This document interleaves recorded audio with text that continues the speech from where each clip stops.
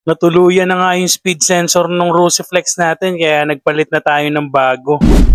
Nung nakaraan ay nakuha pa natin sa palinis-linis lang yung speed sensor ni Rusiflex pero ngayon bumalik na naman yung sakit niya kaya ang ginawa natin ay nagpalit na tayo ng bago. Itong speed sensor ni Easy Ride FI ang ilalagay natin, siya yung pinakamalapit sa sensor pati dun sa socket. Ni Rusiflex may konting adjustment lang tayo na gagawin, ipapakita ko sa inyo. Tinanggalan natin yung sirang speed sensor. Parehong-pareho lang yung socket ni Easy Ride FI at saka ni Rusiflex. Kaya halos plug and play lang dito sa may loob na wiring niya. Magkakatalo na lang sa mismong lock ng speed sensor niya pero madali na lang yung adjustment na gagawin natin para mapagana natin dito kay Rusiflex. Kapag tinanggal niyo yung speed sensor ni Rusiflex na stock, kailangan niyo muna tanggalin yung mga zip tie dito sa may loob, mga 3 piraso yan sa may gitna. And then tatanggalin niyo rin yung ECU para mas makita niyo yung likod ng mga kable. Meron din kayong tatanggalin ng mga screw dito sa may bandang gitna, yung kumakapit sa mga holder ng cable, isang 10mm at saka dalawang 8mm dito sa may bandang baba. Ito na yung sinasabi ko na adjustment na gagawin natin sa may mismong speed sensor niya. Since pang easy ride nga itong gagamitin natin, so iba yung butas mismo ng pang lock niya. So ang gagawin natin, lalagyan natin siya ng washer na aabot dun sa may gatla ng mismong speed sensor para humigpit siya at hindi ko mawala dun sa mismong speed guide. Ganitong washer ang ginamit ko para maipasok ko dun sa gatla ng mismong speed sensor at hindi siya kumawala. So yun, ganun lang yung pagpapalit ng speed sensor mga bossing. Sana may na-share at na itulong ako sa inyo. Salamat, ingat lagi sa daan, ingat lagi sa biyahe.